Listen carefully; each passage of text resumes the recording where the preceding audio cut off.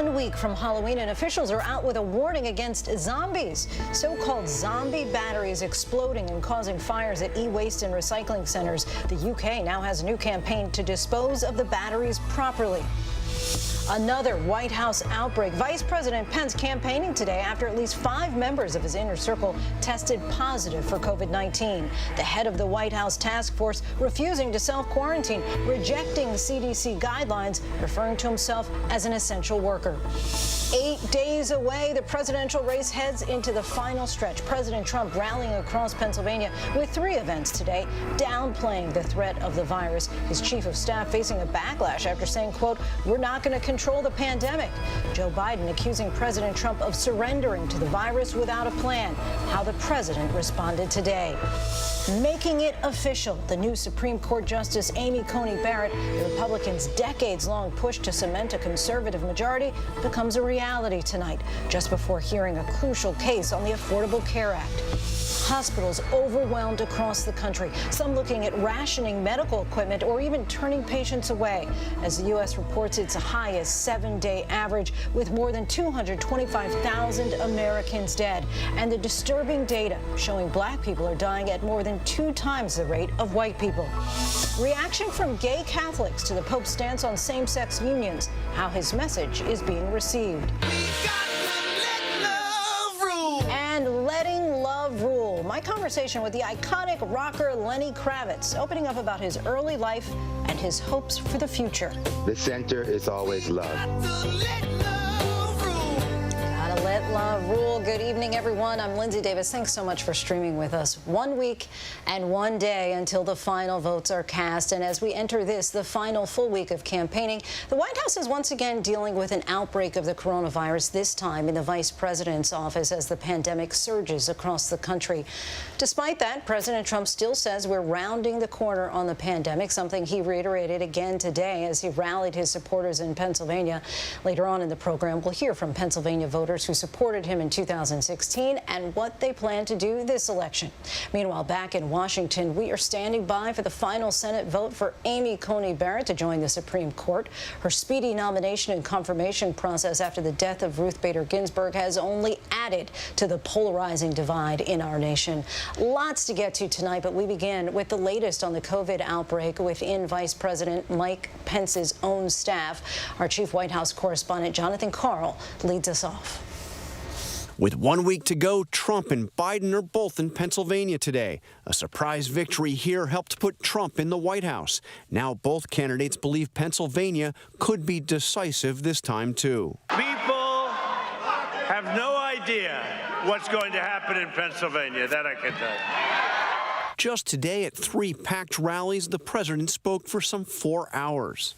But he barely mentioned the COVID-19 pandemic and made no mention whatsoever of the new outbreak at the White House. 5 members of Vice President Pence's team are now currently infected, including the Vice President's personal assistant and his chief of staff, who is almost always by his side. This a month after the first big outbreak at the White House infected more than 24 people, including the president and the first lady. Pence is the head of the White House coronavirus task force. Why are you still traveling and holding campaign events when people claim you have COVID? Today he was in Minnesota. Thank you so much for coming out on this blustery day. While CDC guidelines say anybody in close contact with an infected person should quarantine for 2 weeks, the White House says Pence is still out campaigning because he's an essential worker. It comes as 42 states are experiencing a rise in infections, but the president is mocking the widespread concern. And we're rounding the turn. You know, all they want to talk about is COVID. By the way, on November 4th, you won't be hearing so much about it. COVID, COVID, COVID, COVID. But some researchers warn that unless more people wear masks and socially distance, the death toll by the end of February could top 500,000. The president routinely insists the virus has already been beaten, but Sunday, his chief of staff said it cannot be controlled. We're not going to control the pandemic. We are going to control the fact that we get vaccines, therapeutics, and other mitigation Why aren't we going to get control of the pandemic? Because it is a contagious virus. At an impromptu campaign stop today in Chester, Pennsylvania, Biden responded. The fact of the matter is this President's chief of staff just acknowledged they're giving up. They're not pretending. They're not going to do anything about this. He vowed a Biden administration will get control of the virus. And look, folks, I promise you this. I'm never going to give up.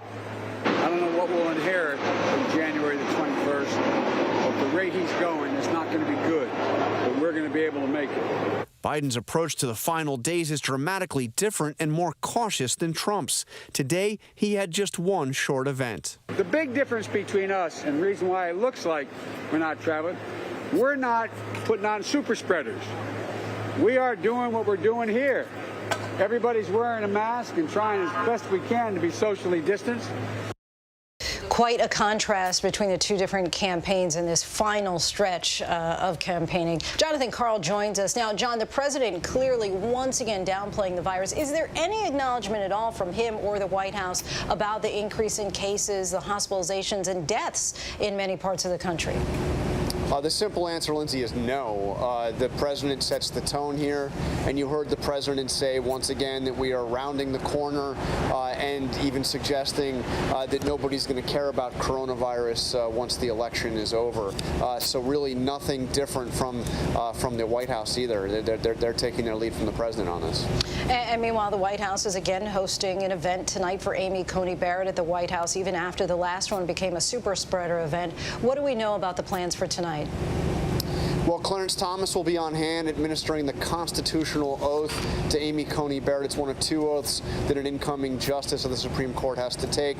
There will be guests. We don't know the exact number. The White House has not told us that. They do say two things. One, anybody in close proximity to the president will be tested, and also that the guests will be required to wear face coverings. Now, we've heard that before. We'll see if, in fact, it will be enforced this time at the White House. Jonathan Karl reporting in from the nation's capital. Thanks so much, John. Thank you. President Trump is closing out the last week of the campaign the same way he did in 2016, with a torrent of rallies in critical battleground states as he works to make up a lead by Joe Biden in many of those key states. Many voters are already making their voices heard at the ballot box, with some states already on track for more early voting than the total vote in 2016. ABC's Mary Bruce has the latest on the race for the White House. Tonight, record-breaking voter enthusiasm on full display. Americans waiting in lines for hours, even braving pouring rain to make their voices heard. 8 days to go, and already across the country, more than 62 million ballots have been cast, 45% of total votes counted in 2016. Voters are smashing records in critical battlegrounds. Whoever you vote for, you should just go vote. In Florida, more than 6 million have already cast their ballots, roughly 43% of all registered voters. Up in the polls, Joe Biden is looking to expand the map, eyeing states Trump won in 2016. Even with new regulations making it harder to vote early, more than 7 million Texans have already voted. That's more than 82% of all of the votes cast in 2016. Biden is also hoping to flip Georgia, where he'll be campaigning tomorrow. But the must-win state is Pennsylvania. Hey, buddy, how are you? Biden today stopping by his field office in Chester, Pennsylvania, thanking volunteers working to get out the vote. Already nearly 2 million Pennsylvanians have voted by mail, the overwhelming majority registered Democrats. Trump says his supporters there will come out in droves on Election Day. Who has voted? Raise your hand. Who is going to vote?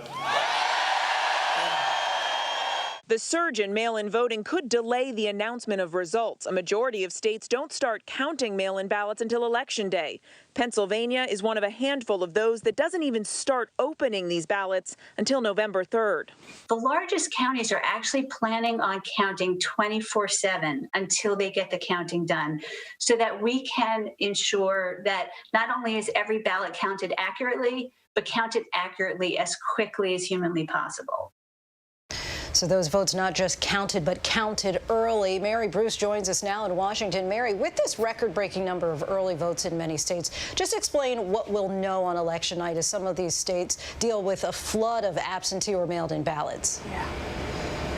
Well, there is a lot that is unknown, but here's what we do know. Several critical states like Florida and North Carolina have already been processing ballots for weeks now. So there is a high chance that we'll at least know a fair amount early on in the night. But experts that I've talked to are especially worried about those 3 key battleground states that handed Trump the presidency, that we may not know results there on election night. In Michigan, they don't start counting ballots until November 3rd. And in Pennsylvania and Wisconsin, they don't even start opening them until then. So they will be working around the clock. But the bottom line here, Lindsay, is that given this huge turnout and the millions of ballots that now have to be tallied, we could all be waiting for results for days. Lindsay. Very possible. All right. And you also mentioned that Joe Biden heading to Georgia tomorrow to make a play for flipping that red state blue. Where else is he focusing his attention in the coming days? And what's he saying about not holding the same kinds of large events as the president?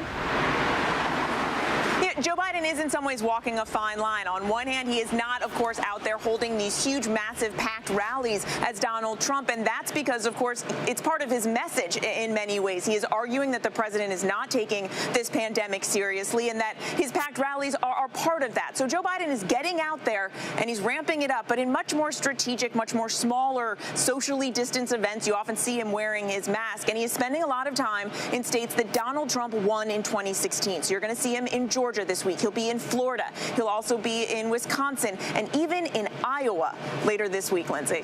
Mary Bruce, thanks so much as always.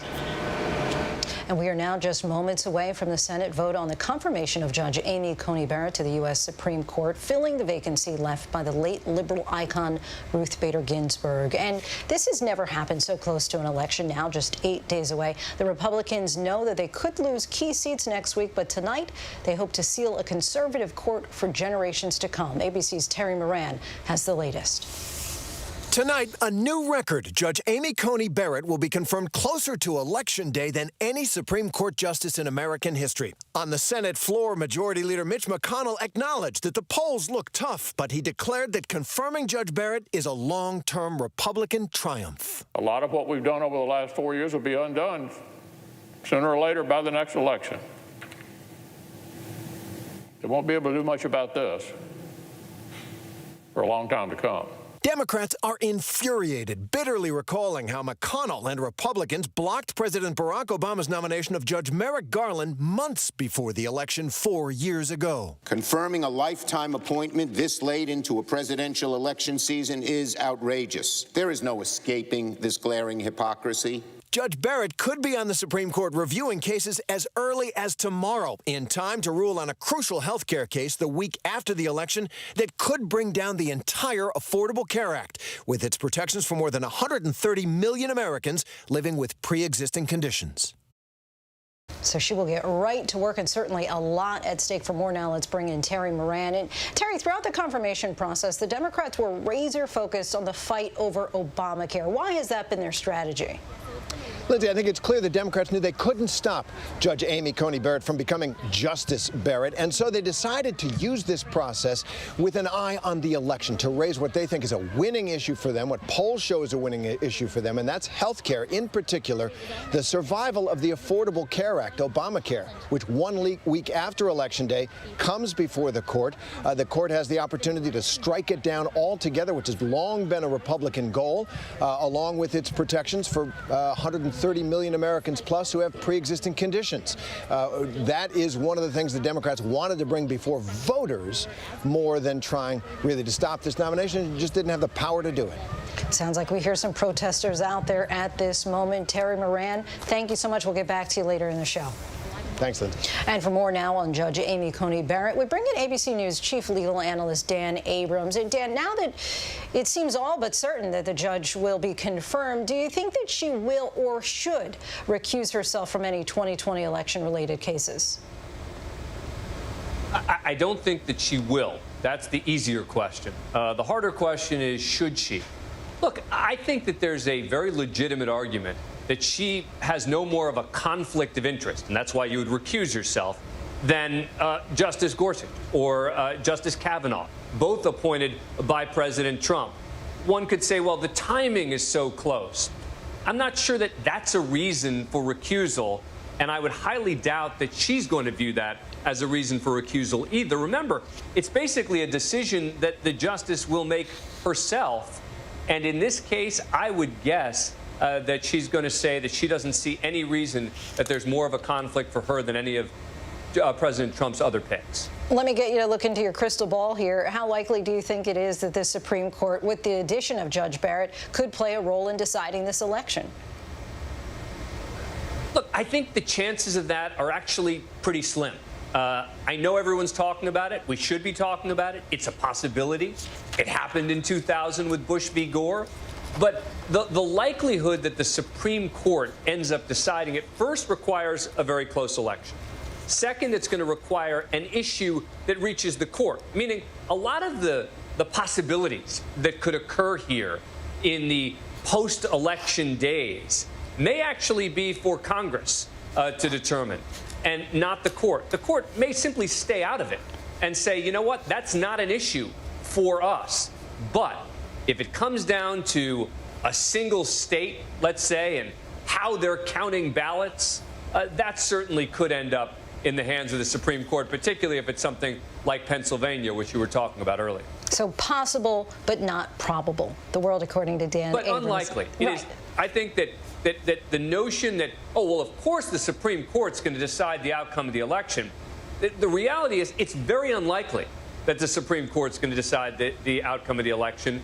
But it's possible, and even that possibility, as you can imagine, scares the heck out of Democrats. Dan, any surprises during Judge Barrett's confirmation process? No, and that was a win for Republicans, right?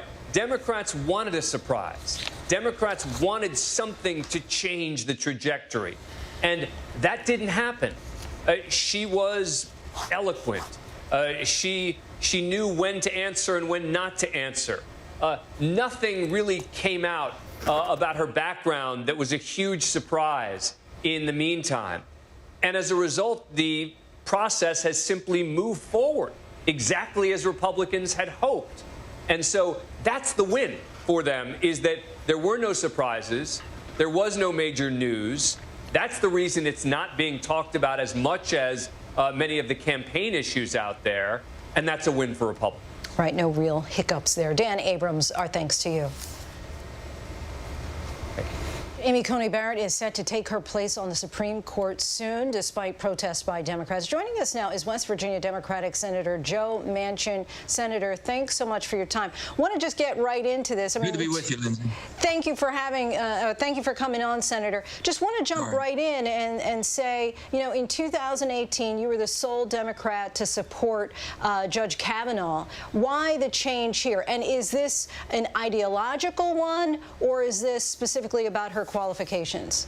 No, it's more ideological. I mean, really, truly, the timing. We've never done this, Lindsay, in 240 years, have ever had a confirmation vote when there's been a vacancy that has happened between July and Election Day, because it really is too close. And you know, even 1864, in the depths of the Civil War, I already had a divided country, and I'm not so sure with that far away from that, the way things have been going here. But, you know, it just would be the common sense and decency to wait until after the election. And setting a precedent now, they're going to say, well, you know, well, after that precedent's been broken, everyone will do anything. Could be the week before, 2 weeks. Makes no difference. There's got to be some decorum back here. There's got to be some civility. And we've got to bring this Senate back to what it was intended to be. Now, you wrote an op-ed yesterday in a local West Virginia paper saying precedent demands the Senate wait on the confirmation vote, but Republicans have plowed ahead anyway. I want to play what your moderate colleague, Maine Independent Angus King, said on the Senate floor just last night. I don't want to pack the court. I don't want to change the number. I don't want to have to do that. But if all of this rule breaking is taking place, what does the majority expect? Now, when we had you on last month, Senator, you were resistant to the idea of expanding the court, but as you see, some moderates have joined progressives on this. Are you still opposed to the idea of changing or expanding the court in a new term? And what about ending the filibuster? I am opposed, but let me explain to it this way, Lindsay, is that first of all, I'm encouraged by what Joe Biden, when he becomes the next president, what Joe Biden has said, he's going to put a commission together, a bipartisan commission of scholars to find out how do we calm this down? How do we cool this place off? How do we make it work? How do we make sure that the justice is blind, Madam Justice is blindfolded, and she doesn't know who you or I may be or what our standings in life are? She basically is looking at the rule of law. And it shouldn't be a football back and forth. Whoever's in power gets the court or gets control of the judicial system. That is not democracy. It's not the rule of law. It's not who we are and how we've become the country that we are. So I'm very much concerned about that. I understand my dear friend Angus. I think the world of Angus King. He's a deep thinker. He's well in tune and he's well versed. But on this here, I think we need to fight and work for a bipartisan solution. We need to make sure that we don't continue to do it. We're having a 51 vote threshold today, Lindsay, because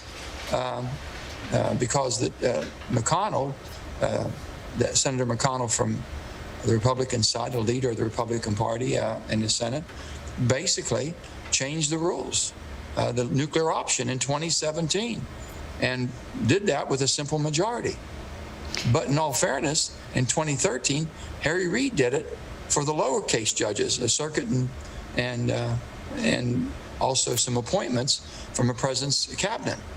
And they thought they had a stalemate, couldn't put a government together. So rather than sitting down, trying to work out your differences, they just wanted to blow it up. They called it a nuclear option.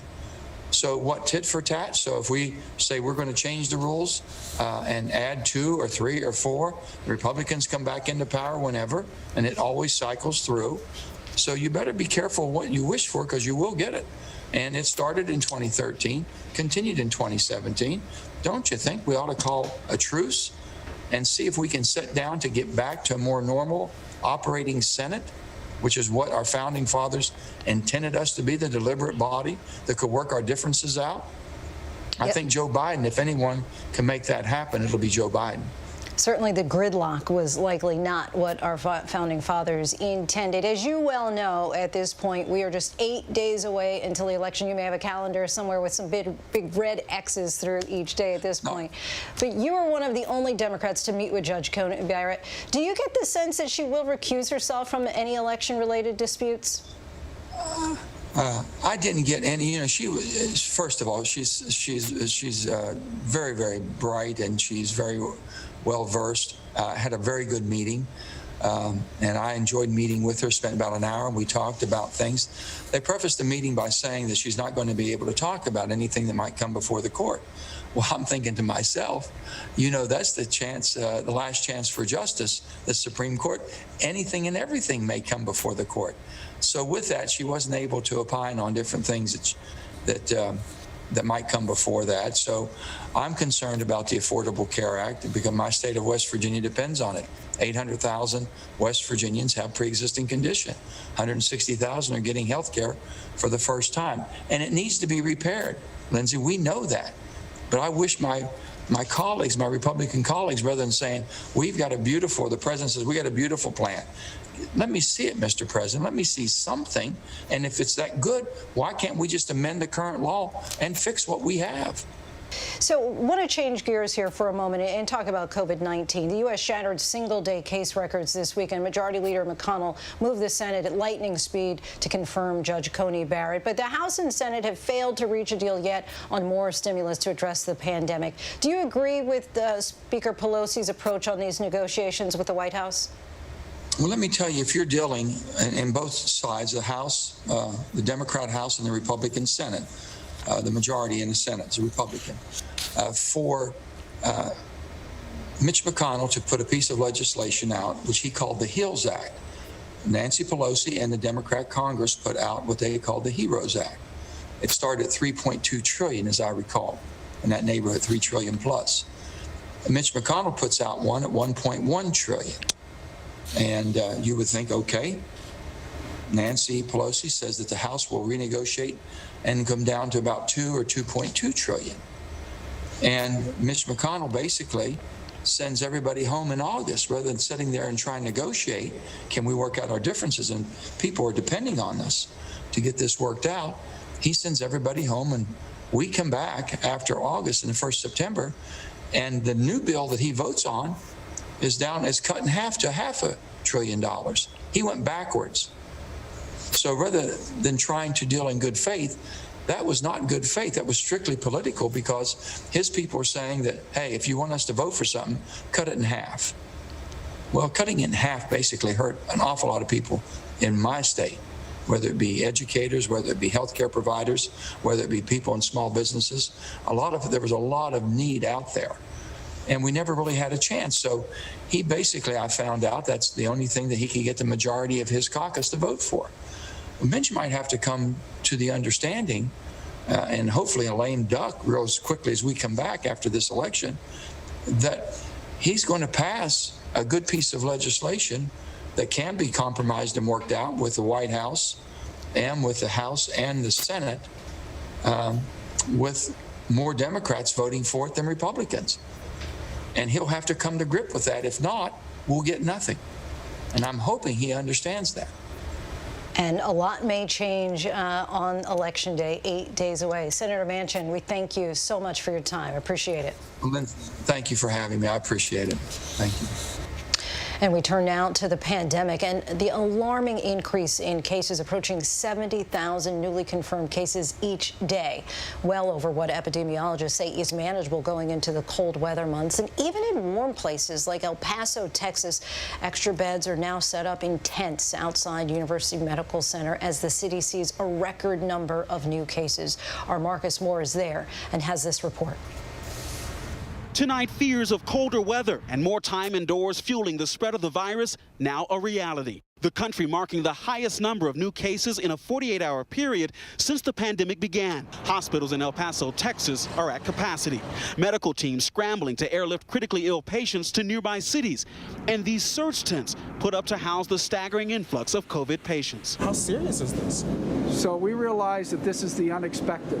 This is something that we've not had to do before. The city urging residents to stay home for 2 weeks to stop the spread. By next Wednesday, we're going to need another 200 plus hospital rooms. Utah hospitals warning they could soon be forced to ration ICU beds and prioritize younger patients. I did not think we were ever going to get to a point where we were going to deny people care in the ICU based on age or how sick they are. If that's starting to happen already, and we have many, many weeks of this surge to go, I am starting to get concerned that we may get into trouble. Hospitalizations hitting records in 16 states last week. Deaths now rising in 27.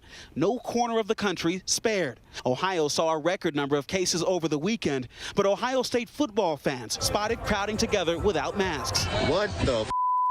Some defiant. I don't wear masks! Today, officials begging the public to keep wearing masks even when they're uncomfortable. Do you know what else is uncomfortable? Being intubated. Seeing a loved one on a ventilator. Dr. Anthony Fauci saying maybe a national mandate is needed. If people are not wearing masks, then maybe we should be mandating it. And tonight in Illinois, they are mourning the loss of college freshman Michael Lang, who was taking classes remotely. The 18-year-old passing away after complications from the virus. And Lindsay, there is news in the race for a vaccine. AstraZeneca has joined the list of other companies with vaccines, saying that theirs may be showing that it is just as effective in elderly people as it is young adults. Of course, we'll have to wait to see how this plays out in the ongoing phase 3 trial that company is running right now. Lindsay? Some promising news there. We'll take it. Thanks, Marcus. And when we come back here on Prime, all eyes on Zeta. Our team is tracking the strengthening hurricane, setting its sights for the Gulf Coast yet again.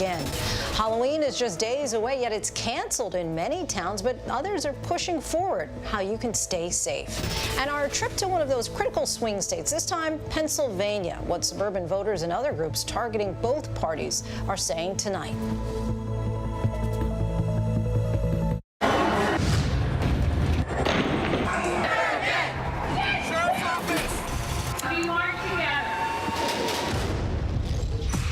Most powerful stories of our time, anytime. Nightline. Your mom said, comb your hair. Your dad told you, smarten up. Your dog is judging you right now. And your best friend just called you crazy. We all need someone who'll pull no punches and give it to us straight. Now, imagine getting your news like that. No bull, no spin, just give it to me straight. Straightforward news, straight to the heart of the story. ABC News, straightforward. The American here on the ground, and the Iraqi 18,000 tons. Patatas. Ismail? David. Over ground zero from Hurricane Michael. You can see just home after home. David, nice to meet you. This was your view. My favorite view. Thank you very much. Now could be a good time to have another baby. Are you crazy? I'm in love with you. Now that I said it out loud, it does sound weird. Please stop. When I see you were so fine, I had to remind myself to breathe. I feel something when I see you. Let's do this. How's your quarantine going? Think you know everything about the college admissions cheating scandal? It was a spectacle. Aunt Becky on a perp walk. That's wild. Don't be so sure. Their mouths just dropped open. I'm Whoopi Goldberg. This is The Con. Wednesday night on ABC.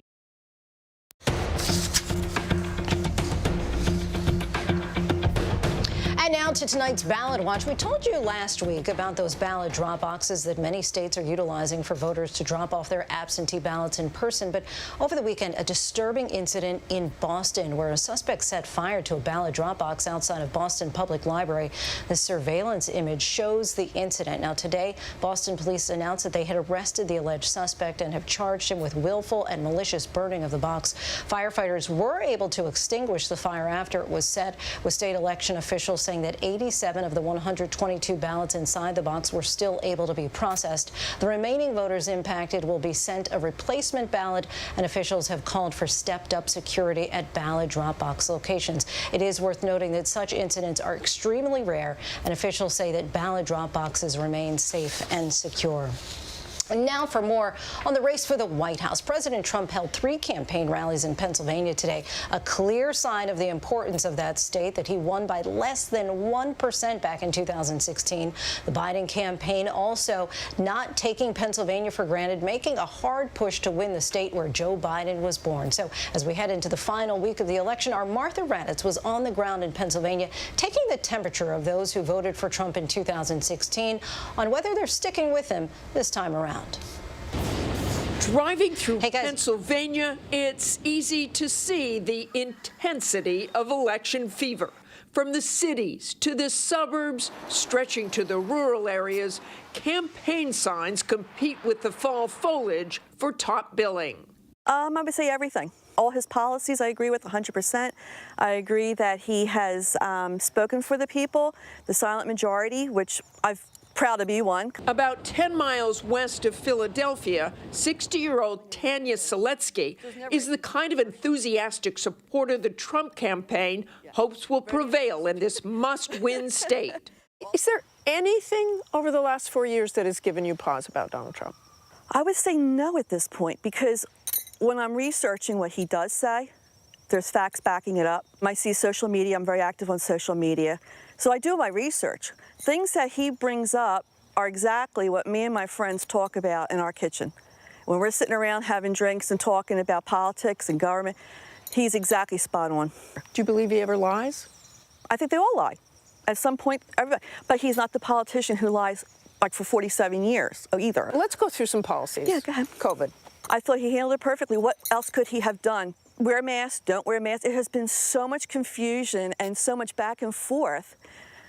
We're lucky we're even okay at this point.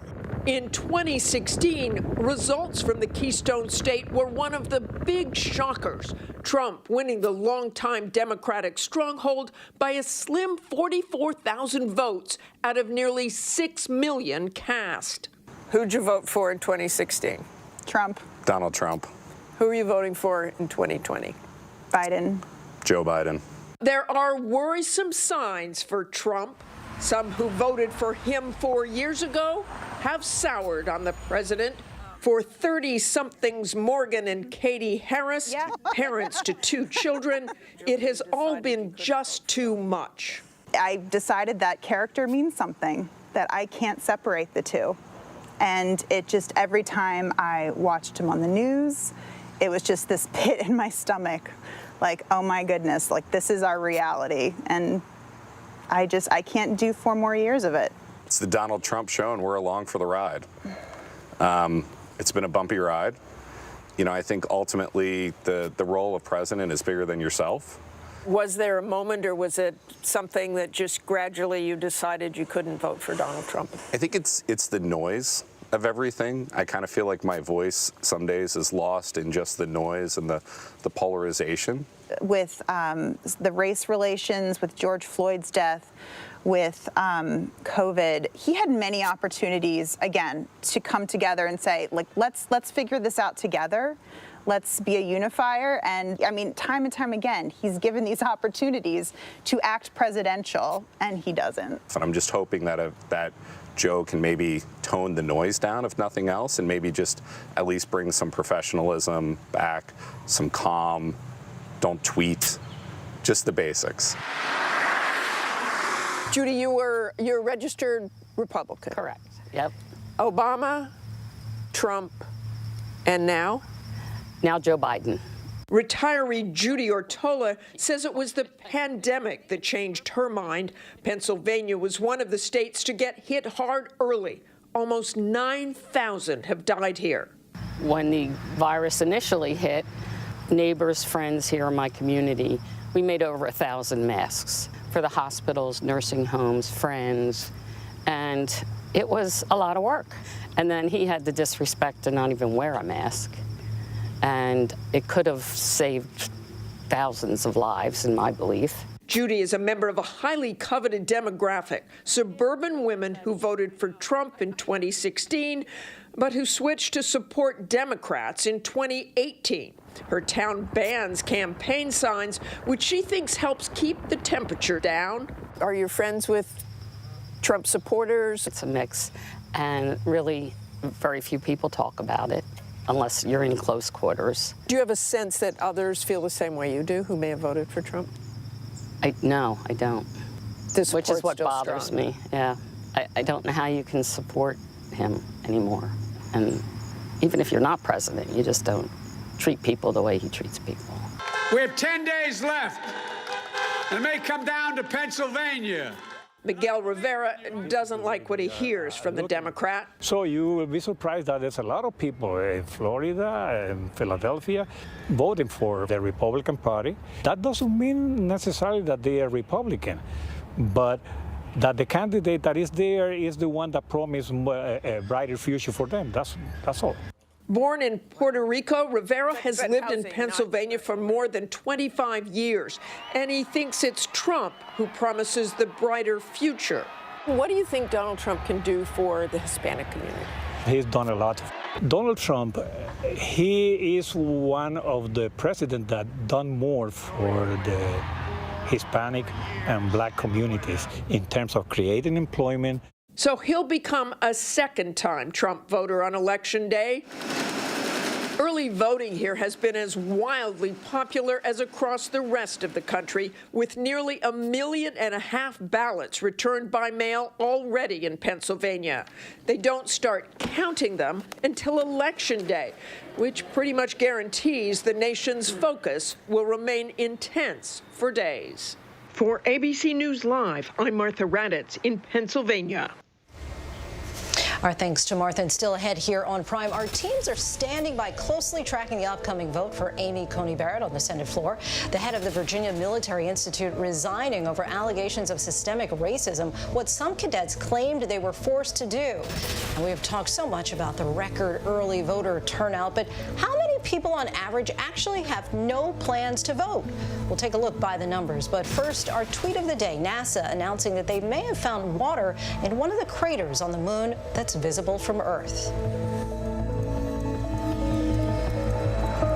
In times like these, the news-making events happen here. ABC News. President Trump meeting face-to-face with one of the world's most brutal dictators, Kim Jong-un. The president. Do you trust him? I do trust him, yeah. I think he trusts me, and I trust him. Ivanka Trump. I have to ask you about your emails. Your father had taken Hillary Clinton to task for this. There just is no equivalency. So the idea of lock her up doesn't apply to you? No.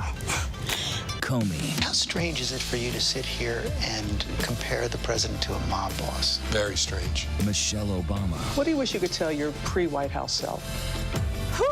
Melania Trump. Do you think there's still people there that he can't trust? Yes. Still working out? Yes. Michael Cohen. So he's still lying? Yes. It's a big statement. And now, in a year with so much on the line, we're right there. Good evening tonight from Washington, a very busy news night. America's #1 news source, ABC News, straightforward. We all need someone who'll pull no punches and give it to us straight. No bull, no spin. Now imagine getting your news like that. Just give it to me straight.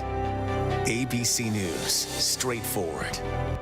Another week in America, a country facing a new test now. The Wuhan airport, almost no one here. The last flight out of Rome. This is the nursing home just outside Seattle. Dozens of people were just rushed off this cruise ship. This is ground zero. It is shut down. Another ambulance just pulled out. Now they're headed to the hospital. Time is of the essence. You can see the ship behind me. This is the first time tests have been done here. Morning, afternoon, evening, late night, 24/7. ABC News, there for you. What's the most innovative daily news podcast out there to listen to every day? Well, the Edward R. Murrow Awards say it's Start Here, the daily news podcast from ABC News. Even the New York Times calls us a top news podcast worth listening to. Start Here, free on Apple Podcasts. Welcome back, everybody. Tonight, we take a look at the millions of Americans who are eligible to vote but don't vote, and why this election could be a turning point in voter participation by the numbers. In any given election, between 35 and 60% of eligible voters do not cast a ballot. According to a new 538 Ipsos poll, 31% of eligible voters said that they almost always vote, and this group tended to be higher income, more educated, and more likely to be white. Meanwhile, 25% of eligible voters said that they almost never vote, and they were more likely to be young, have lower incomes, and less education. 44% of eligible voters, a plurality, said they sometimes vote. The poll also found that Black and Hispanic voters are more likely to face barriers to voting. For example, about 24% of Black respondents said that they or someone in their household had to wait in line for more than an hour to vote. But this election, there are signs that we could be heading for record-breaking turnout. More than 61 million ballots have already been cast, which is more than the total early vote in 2016, and we still have more than a week to go. And in the 538 Ipsos poll, 93% of those who said that they sometimes vote said that they plan to vote in 2020, and 51% of the typical non-voters said that they will vote this time around. Still lots to get to here on Prime. Felicity Huffman clearing the last hurdle of her punishment stemming from the college admissions scandal. What's next for the actress? Our trip around the world, speaking with gay Catholics after the Pope's announcement about civil unions, how they say the message was received. And we're closely tracking the supply chain, and news tonight of delays on certain items. We'll explain. But first, a look at our top trending stories here on abcnews.com.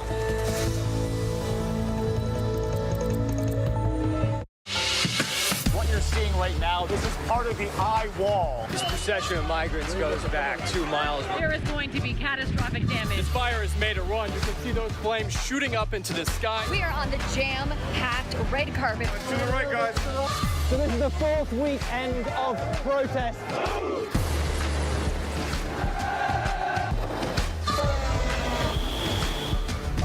Watch ABC News on location for Facebook Watch. Now could be a good time to have another baby. Are you crazy? I'm in love with you. Now that I said it out loud, it does sound weird. Please stop. You were so fine, I had to remind myself to breathe. Let's do this. How's your quarantine going?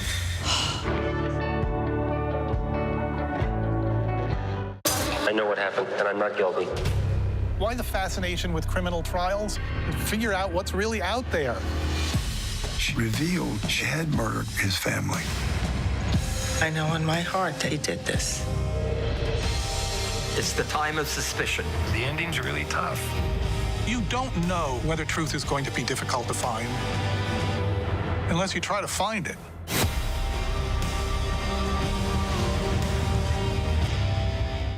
It's being called the most consequential election of a lifetime, the most important vote. And with so much on the line, it demands the most straightforward, newsmaking, real answers, the most informed voices from all sides. The countdown is on to the vote. What will our future look like? ABC's This Week with George. It all plays out right here every Sunday. The most consequential week yet of this hyper-political year. Right as you get closer to casting your vote every Sunday on ABC.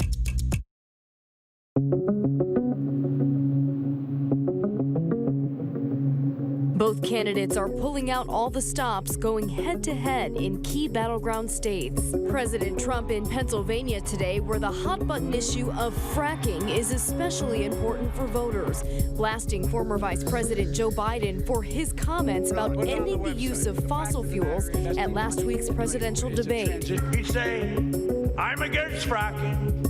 I will ban fracking. He did this for over a year. Biden has since walked back his statements. I'm not banning fracking in Pennsylvania or anywhere else. And I'm going to protect Pennsylvania jobs, period. Meantime, the president again downplaying COVID-19. And we're rounding the turn. You know, all they want to talk about is COVID. By the way, on November 4th, you won't be hearing so much about it. This is probably one of the greatest mass casualty events in the history of our country, short of World War II. And we need leadership that is not reckless, but responsible. A new milestone in the coronavirus pandemic. The U.S. surpassing 225,000 deaths and hitting record daily totals of infections on Friday and Saturday, with the number of new cases still climbing in about 80% of states. El Paso County now under curfew, with non-essential travel banned after 10 p.m. to try to slow the spread. A study from the University of Washington estimates if 95% of Americans wear a mask, it could save nearly 130,000 lives before February. Pfizer has expanded its coronavirus vaccine trial to include younger children. As part of its trial last week, Cincinnati Children's Hospital vaccinated 100 children as young as 12. Pfizer is the only leading drug company letting minors test a coronavirus vaccine. North Carolina is Trump country. Vice President Mike Pence, the head of the White House coronavirus task force, now seen wearing a mask on the campaign trail after at least 5 close aides working for him contracted COVID-19. A spokesperson says he'll continue to travel as planned, quote, in accordance with the CDC guidelines for essential personnel. But critics say campaigning is not an essential activity. The White House says Pence tested negative for the virus today. In the Caribbean, Zeta has strengthened into a hurricane headed to Mexico's Yucatan Peninsula.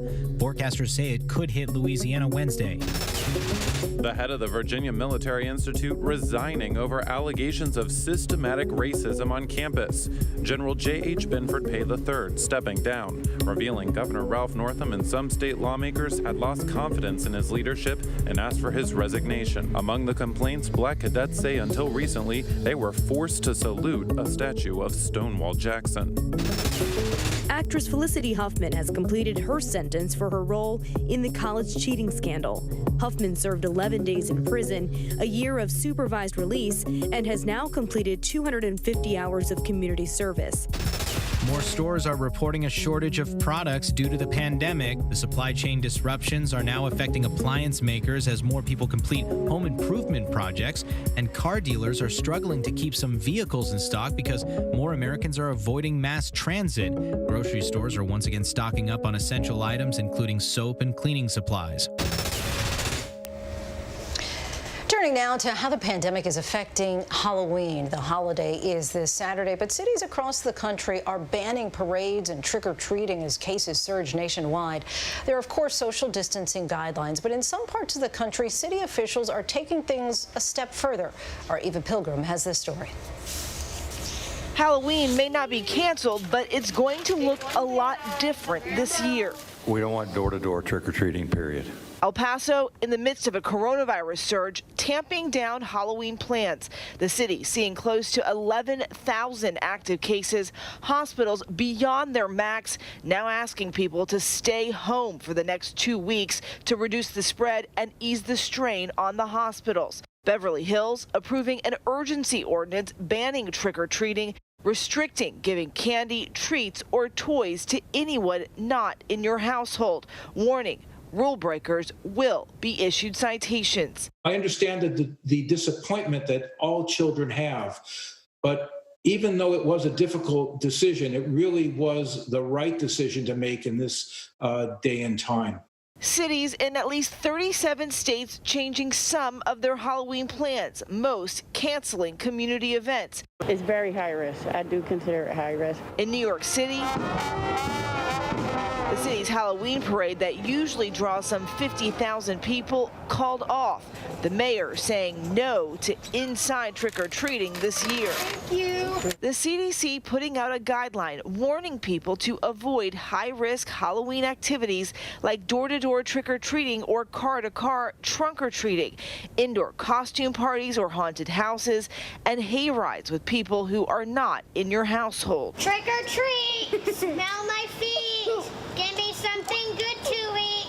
Instead, the CDC encouraging people to try lower risk plans like socially distanced pumpkin carving, Halloween scavenger hunts, and if you want to trick or treat, try the one-way version where you pick up wrapped goodie bags lined up at the end of a driveway or edge of a yard. We're trying to reduce the numbers of interactions. We're trying to keep social distancing. We're trying to keep mask wearing. If you can achieve all those things and still get some candy, you're probably okay.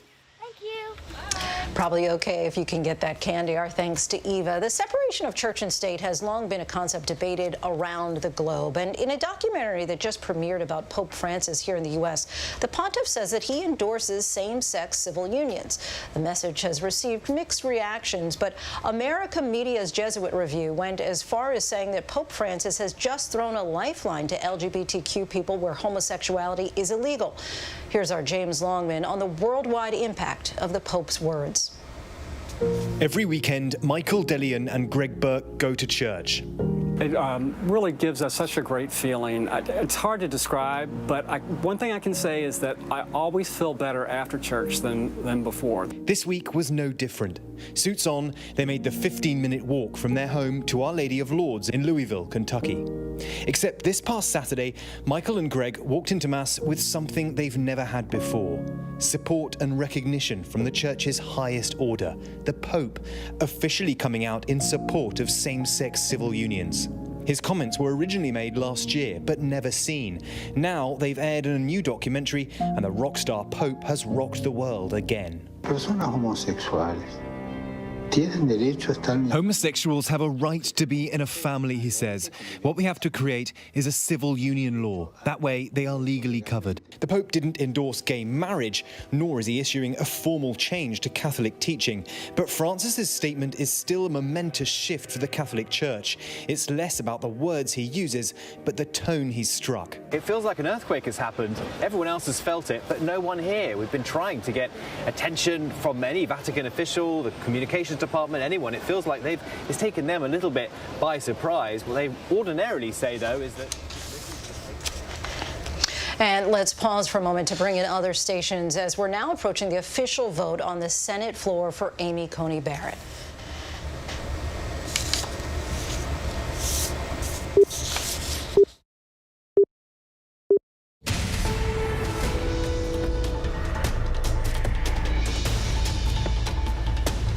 I'm Lindsay Davis here at ABC News headquarters in New York. We're coming on the air with this breaking news. The Senate is now voting to confirm Judge Amy Coney Barrett as the next Supreme Court Justice of the United States.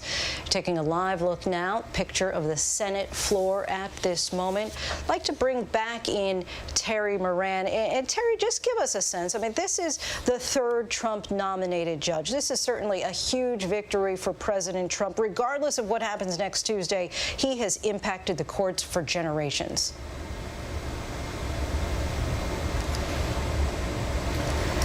Actually, I think we don't have Terry just yet, so I'm going to go to Devin Dwyer. Devin, you're there on the floor. Tell us what you're seeing. Well, I'm actually watching from the Bureau, Lindsay, but I can tell you this is a historic moment, as you just alluded to. a major, major moment of victory for Republicans. We just saw Mitch McConnell, the Republican leader, giving a much longer speech than expected. This is coming at the end of weeks of work for the Senate. They're about to head home now for the campaign. In fact, this is the last order of business before they get out of Dodge. They are confirming now the youngest member of the United States Supreme Court, Amy Coney Barrett, will be just 48 years old. As you talked about earlier in the show, she'll be the first mother of school-aged children in this vote. So certainly a moment for a lot of women to celebrate tonight, and conservative women for sure. A lot to get into in the politics of the court tonight will mark really an earthquake on the court. We will see the balance of power shift dramatically. But first, she's got to clear this hurdle, and we know how the vote outcome is going to go. And I got to tell you, Lindsay, I took a look back at some of the recent votes for Supreme Court justices. Only been 114 of them in our history. The vote tonight will be one of the most narrowly divided votes for any U.S. Supreme Court justice. If it goes as we expected, probably about 52 Republicans voting to confirm, 48 votes against, including one Republican. Susan Collins of Maine has said she would be the one Republican voting against. If that holds, that would be the third narrowest vote of any justice, a real sign of how divided our times are right now. And Devin, if you can stick by for a moment, I'd like to bring back in Terry Moran. I think we have Terry now. And Terry, let's just get a sense of the magnitude. I mean, regardless of what happens on Tuesday, for next Tuesday, this is certainly a victory for President Trump as far as the impact that his choices, this is now the third Trump-nominated judge to sit on the Supreme Court, how he will have impacted the courts for generations. It's extraordinary, Lindsay. It is President Trump's most lasting legacy, almost certainly. These justices, 3 justices that he's named, as Amy Coney Barrett is being confirmed, will be there for decades. And he has said himself that it is outside of the declaration of war or the being a military commander-in-chief. This responsibility in the presidency, naming a Supreme Court justice, is the most important thing he can do. Not since Ronald Reagan has, as a president, named that many justices, and that can last for a long time. And there's something else that's big about this. The Republican Party, for close to 50 years now, has been bent and determined on changing the court, taking control of the court from what they consider to be activist liberal justices in the Warren Court era and Roe versus Wade era. And here they are now with a strong majority on the Supreme Court with Justice Amy Coney Barrett that will really reflect what has been one of the longest political projects in American history, taking over the court for conservatives. You have to go, they've been going on for 50 years, maybe, I don't know, maybe abolition, maybe prohibition, but certainly this project of the Republican Party comes to its final fruition tonight so far, and that is without question a historic achievement for Republicans, especially for those Republicans who've made it their business to recruit and groom and mentor potential conservative judges through the Federalist Society. So this is a project long in the making behind this vote, and a triumph for President Trump. It will be in part the Trump court like no other president for years to come. And you talk about the historic nature. This vote has also been bitterly partisan, and is historic also for when it's taking place just 8 days before Election Day. At the end of the day, the Republicans were almost entirely united behind Barrett's confirmation, with the exception of Murkowski and Collins. They were, and that tells you something about where we are politically. Obviously, we're very, very divided, and this is a record. No justice in the history of the Supreme Court has been confirmed this close to Election Day. Part of that is just the accident of one of the vacancies happened, but also kind of an old norm that you try and keep the court out of the muck and mire of ferocious partisan debate to preserve the widespread respect that Americans have had for it over the years. Now it's much more about power, and it is much more about getting it and keeping it. As I say, it's been a project of the Republican Party and the conservative wing of the Republican Party for decades. And so this is really a new thing in our politics, the Supreme Court, as politicized as it will be. If she goes on the court and she is a vote that determines, say, the outcome of the COVID-related election law challenge in Pennsylvania or North Carolina, and that swings the election, which is not beyond the realm of possibility, even what the polls are saying, that will do lasting damage to how many Americans, half of America, sees the Supreme Court. And that's where this is. It's not just a triumph for Republicans. It is a very dramatic moment in the history of the Supreme Court. All right, Terry, we're going to come back to you in just a moment. I'd like to bring Devin back in. And Devin, the senators will soon be heading out of town with this confirmation seal, but no COVID relief. What does this tell us about the strategy and priorities of Senate Republicans? Well, Democrats, Lindsay, have been furious about this, hoping to score some political points, that the Senate took so much time to focus on this legislation, much to the neglect of COVID relief, small businesses, unemployment insurance extension, stimulus checks for people. All of those things now likely going to have to wait at least a month until after the election. So they made a very calculated choice, and you kind of see it on your screen here. I'm really mesmerized by what we're seeing play out. If you look on the Senate floor there, in the lower left-hand corner, you can kind of see some of the Republicans that are seated. All the Republicans are in the chamber right now with their masks on. As Terry was saying, they are there to celebrate this. Look at those empty seats at the top. That's the Democratic side of the chamber. They have been staying away. It's fascinating to see some of the senators come in, give a thumbs down. That was Elizabeth Warren there just a moment ago in the purple jacket.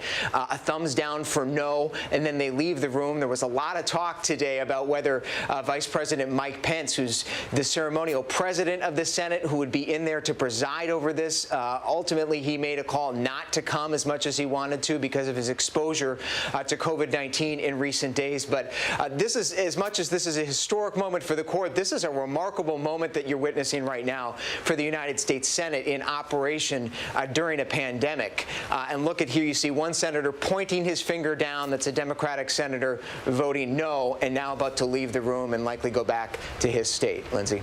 And Senator Collins voted no as expected. I'd like to bring in Kate Shaw, law professor at Cardozo Law School and ABC News contributor. Experts say that this is already the most litigated election in U.S. history. How much could the Supreme Court play a role in deciding this election? And if they do, is there any reason that you believe that Barrett should recuse herself?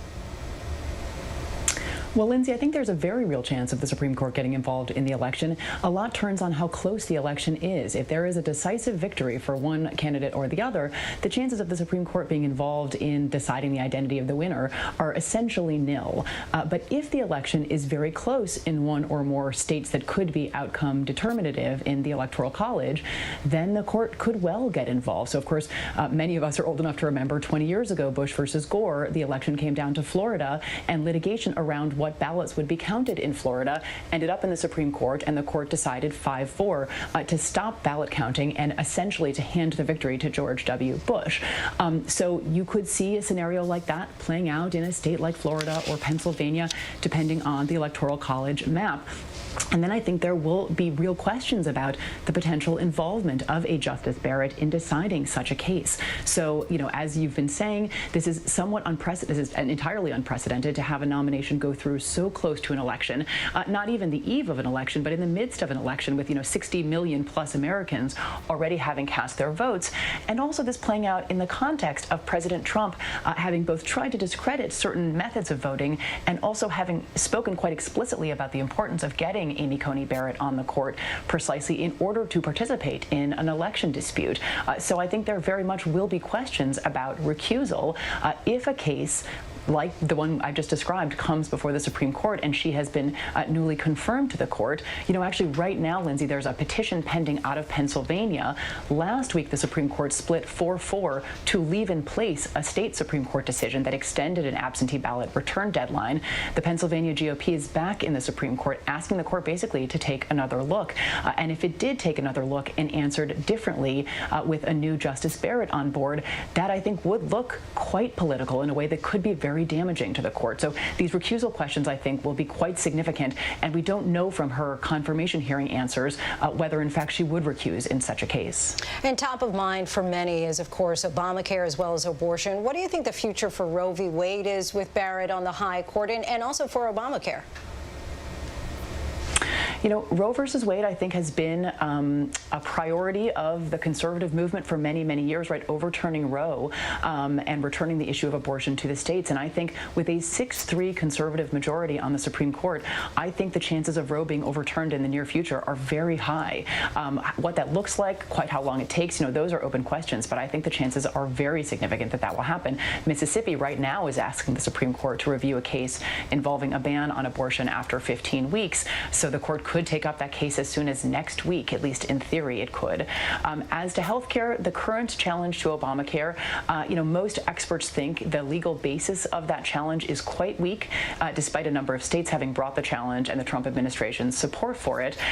So I think that the likely outcome in that case is that the ACA doesn't get thrown out in its entirety, but I think the chances of it happening are much more significant, of it getting thrown out, that is, are much more significant with a Justice Barrett than, of course, with a Justice Ginsburg. And I think the context here is that, you know, it is possible that there will be other challenges to Obamacare and that a court with Amy Coney Barrett on it will be receptive to those challenges. Of course, this is just the latest of a long line of challenges to the Affordable Care Act since its passage. So yes, I think it is in a much more vulnerable position following the likely confirmation this evening than it was before. Thank you, Kate. I'd like to bring back in Terry Moran. And Terry, earlier tonight we talked to Senator Manchin of West Virginia, and he was talking about what I think that a lot of the Democratic senators feel, which is that he was voting no on Amy Coney Barrett out of principle, not because of her qualifications. Give us a sense of Amy Coney Barrett, the judge, and her qualifications and her belief system. Yeah, that's a great question, because judges obviously aren't robots. Justices bring their life experiences and their values, and she will too. She's 48 years old, on the younger side for a Supreme Court justice. I mean, she'll be there for a long time in all likelihood. And as Senator Lindsey Graham said at the Judiciary Committee hearing, she is the first proudly pro-life, anti-abortion rights woman on the Supreme Court. She's a proud person who is a devout Catholic, has belonged to a charismatic Catholic group for years, and she'll bring all that. On the other, she's also a mother of 7 children, including 2 adopted from Haiti. She spoke movingly during those hearings of speaking to her older daughter from Haiti, a black teenager, about the killing of George Floyd and how they shed tears together about that. She brings that to the court. What she doesn't bring to the court is wide experience. She's never represented the defendant. She's never prosecuted anyone. She's never handled a trial. She's never done an appellate case. She has lived her life really in the confines of academia and then appellate law. So she has somewhat narrow experience that way. That said, she's going to bring a fine legal mind, no question about it, and a very conservative bent to this Supreme Court. She not only cements the Supreme Court majority, she's going to shift this court to the right. And Terry, we can hear a lot of protesters that seem to have gathered outside there now. I'd like to bring back in Devin. And Devin, of course, her confirmation means a major shift in the balance of power on the court. We're talking about the 6-3 conservative majority on the court. Tell us about the implications of that. Yeah, Terry was just driving home that point, and it's more than just the number of votes on the bench. 6 conservatives, 3 liberals, but come hold your thought 1 second. We're going to go to the vote right now. Of Indiana to be an Associate Justice of the Supreme Court of the United States is confirmed.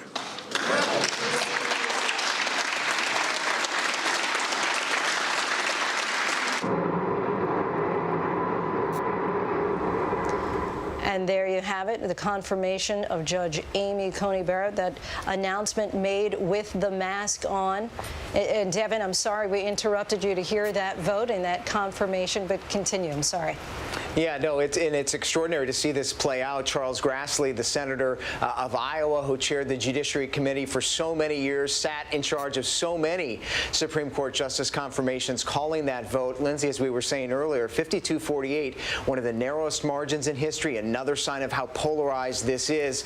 But to pick up on that last point, this Supreme Court now tonight is not only a 6-3 conservative majority, but it means Chief Justice John Roberts, who we've all been fixated on for so long, as that moderate swing vote, someone who prizes the institution of the Supreme Court and how it's perceived, especially in a political season. He is now having a lot less power in single-handedly being able to shift the court. So tonight, he's probably watching this just on the heels of a pretty contentious election season, wondering how that new majority is going to deal with him. And Devin, you know, she's going to get right to work. I mean, there was a major Supreme Court vote earlier today, Obamacare, right after the election. Yeah, I mean, the wave of election cases coming before the court was happening just minutes up to this vote. In fact, the Supreme Court tonight, in a 5-3 decision, refused to extend the absentee ballot deadline in Wisconsin by 6 days, something that a lower court judge had ordered because of the pandemic. So this court is very much involved in this contentious election right now. And Amy Coney Barrett, as soon as she takes 2 oaths in the next 24 hours, will be part of those conversations and part of those votes. A lot ahead. Affordable Care Act, as you said, abortion you talked with Kate about, but environmental issues, religious liberty issues, so many other bankruptcy cases, corporate finance. There's a lot before the Supreme Court that will touch all of our lives in these months ahead. And I'd like to bring back in Kate Shaw. Kate, I'd like to give you a final thought here as we witness history and the implications that will remain for generations. You know, I think we may now have the most conservative Supreme Court in maybe 100 years. And I think that really will, as Terry was saying, the Supreme Court has been relatively liberal. It was in the 50s and the 60s and the 70s, has been under William Rehnquist and now John Roberts, a much more conservative institution, but always with a couple of moderating sort of centrists on the court in recent decades. We don't really have that anymore. John Roberts is the closest, but he's quite conservative. So there are either 5 or 6, depending on how you look at it, strongly conservative justices on this Supreme Court. And if the Democrats aren't in a position to actually implement or at least consider structural reform and potential court expansion, we may see really dramatic changes to the kind of body of American law, constitutional and statutory, in the coming months and years. So this is a hugely significant development for the Supreme Court and for everyone. Kate Shaw, we thank you so much. There you have it. President Trump and Senate Republicans have succeeded in getting Judge Amy Coney Barrett confirmed to the Supreme Court. The confirmation vote you've been watching was closer to Election Day than any other vote on a Supreme Court justice in American history. The final vote there, 52-48. We will, of course, continue to report on this historic vote and bring you the first swearing-in ceremony for Amy Coney Barrett. This event planned on the White House South Lawn later on this evening. For those of you watching us on ABC News Live from our stations, thanks so much for watching.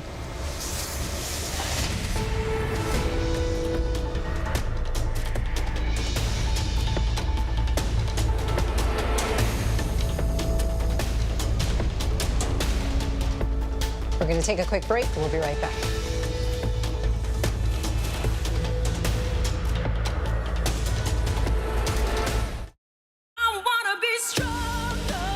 What is necessary for Chicago is a vision, actual solutions for the issues we face. Oh boy. All people, all voices. One Chicago, united for all. Friday nights, 9/8 Central. True crime, cinematic, real-life drama, stunning, the unthinkable. Follow the clues. The Hunt. True crime. 2020. Friday nights, 9/8 Central on ABC. The world may feel out of your control, but your happiness doesn't have to be. Learn the secrets to happiness. Listen to the 10% Happier podcast, free on Apple Podcasts. ABC News honored winner of 4 Edward R. Murrow Awards, including the most prestigious honor, Overall Excellence in Television. ABC News, America's #1 news choice. I know what happened, and I'm not guilty. Why the fascination with criminal trials? Figure out what's really out there. She revealed she had murdered his family. I know in my heart they did this. It's the time of suspicion. The ending's really tough. You don't know whether truth is going to be difficult to find unless you try to find it.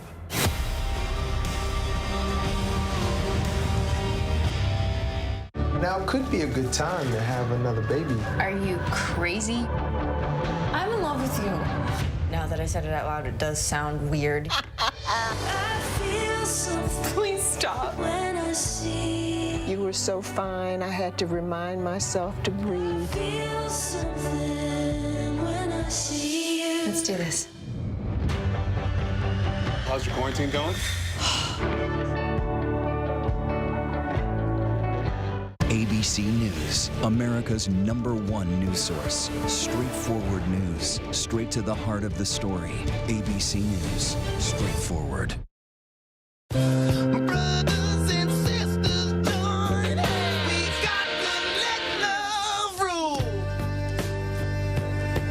Welcome back, everybody. That is, of course, Lenny Kravitz with Let Love Rule. The iconic rock star has won multiple Grammys. He's a designer, an actor, a businessman, a family man. His life story is a fascinating one, and he's really opening up about it in his new memoir titled Let Love Rule. The one, the only Lenny Kravitz. Thank you so much for joining us tonight. It's a pleasure. How are you? I am well. So this is really a very personal book for you, one that actually ends before you get famous, really about the experiences of your early life and all the dichotomies growing up in both Brooklyn and Manhattan. Dad was white and Jewish, mom black and Christian. In one world, you were Lenny, the other, you were Eddie. You describe your mother as your heart, and of Dad, you write, I had to go through Dad to become me. When did you come to that realization, and what ultimately got you to that place? You know, I didn't understand it so well growing up. I just knew that my father and I had a challenging relationship, and we were never really able to see eye to eye or to communicate in a way that I thought was constructive, you know. But we loved each other. But it's taken this journey really for me to be able to really understand this. I mean, in writing this book, I learned so much about my father because I was able to not look at him just as my father. I was able to back up and see him as a character on a page. And through that separation, I was able to look at him with different eyes and with a different heart. And I realized that he was doing the best he could with what he had, and he was trying to get through this life, you know, and have a family and raise me the best that he could. But he had lots of issues and his own demons that he had to work through. But so to answer your question, I'm always figuring this out. This is an ongoing relationship, and it's very interesting how even though people cannot be here on the planet with you, your relationship can continue to evolve. Right. And your mother, Roxy, was an actress probably best known for her role Helen on The Jeffersons. Helen and Tom were the first interracial couple to appear regularly in prime time, as you know. You were born before the Supreme Court made interracial marriage legal. So navigating this was really a big part of how you grew up, like when a kid in grade school felt compelled to call you out for having a white father.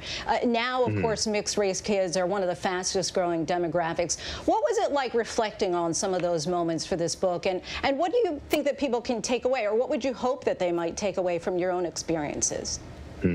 It's interesting because up until the time I was 6 years old, I had no idea that there was an issue regarding race. I grew up with every kind of person in our home, between the two sides of our parents, you know, the Russian Jewish side and the Afro-Caribbean Christian side. There was everything in between because my parents were artists in New York City in the late 60s and the early 70s. So I didn't know. And I went to school for first grade when I was 6. My parents walked me to school. My parents, I guess, were the only parents that didn't match that day walking in. And a kid jumped out and pointed his finger and said, "Your father's white and your mother's black," and made a big issue of it, and I didn't understand what that was all about. And my mother then began to speak to me about race and about society and how people view this. And but I grew up not having any understanding of racism. Very interesting where we are today in the world, where it is back in fashion. It's ridiculous. We're far more intelligent beings than this, and we need to get to that place where we can live with the differences and respect each other and love each other. And, that's what Let Love Rule is all about. As far as the message of the book and what people can take away, I mean, it's my personal story, but I think that, what this book really is about a person finding their voice, their purpose, their path. And, I definitely learned growing up that even if there are many open doors in front of you, it doesn't mean that you should walk through them. And so I think that anybody can relate to this as far as, people realizing who they are, what their gifts are, and finding their way. Of course, since the book is about your life, there's so much here for music lovers, and all your greatest influences are mentioned throughout. It weaves together the story of James Brown, the Jackson 5, Led Zeppelin, Prince, John Coltrane playing on your parents' date. And you talk about how music has been a sort of glue in your life. You write that jazz was the thing that kept your relationship from falling apart with your dad. Talk about the power of music in your life and how it became such a bonding point. Yeah, music had been in our household since I was born, and I quickly realized that music was like oxygen for me. I couldn't live without it. We used to listen to records all the time. My parents were very cool about taking me out with them, so where they could have left me home with the babysitter, they did take me out as much as they could, I guess, when it was appropriate. And I saw so many of the pioneers in the world of jazz, classical, pop, rock, funk, soul, all of it, R&B, blues, and the turning point was when my father took me to see the Jackson 5 when I was 6 years old at Madison Square Garden, which was my first concert of that kind, and I knew from that night forward that music was my life. I didn't know what that meant. I didn't know how I was going to be involved, but I knew that I had to have music in my life. And then I wanted to express myself through music. And we also learned in the book that you grew up here in New York with an apartment filled with records and a piano. You went on to write a lot of guitar-driven songs, but now you're getting back to your roots with pianos and even designing them. Tell us about how you ended up in that space. Well, I have a design company called Kravitz Design, and we've been working now for many years and doing all kinds of projects with different companies. And so this partnership with Steinway came about a couple of years ago. They asked me to design a piano for them, which I was so excited about, because wherever I can fuse music and design, it's always a great project for me. And so I designed a piano for them called the Kravitz Grand, which incorporates African sculpture, art, carvings, and also brutalism, along with deco. And that's been a dream project. I'm really happy with that. That just came out in this last couple of weeks. Speaking about your potential upcoming projects, I mean, you mentioned earlier kind of this divisive time that we live in this country. And going back to 2011, you had an album that was called Black and White America. It's been described as Obama-era optimism. One of the lines, in fact, says, "Maybe we have finally found our common ground." Now, of course, that was in 2011. When you think about 2020 and the last few years, when you get back into the studio, what do you think that you're going to write about? What do you think you're going to be singing about? The center is always love and unity. We need to make some very bold decisions right now about how we are going to go forward.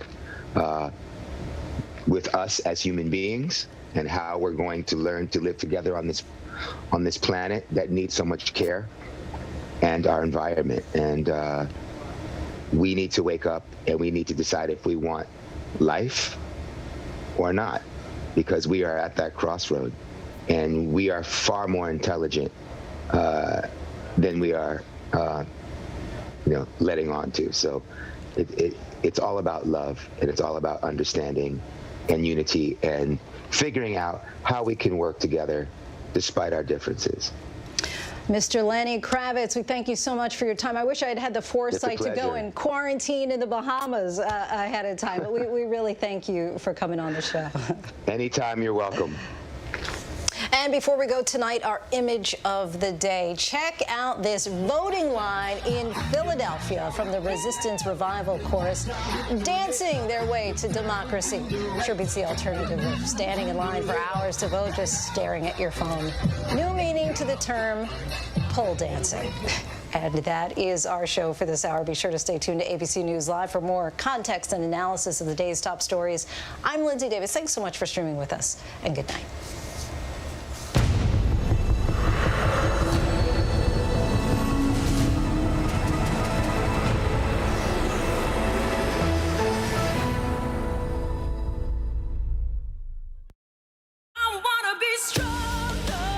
What is necessary for Chicago is a vision, actual solutions for the issues we face. Oh boy. All people, all voices.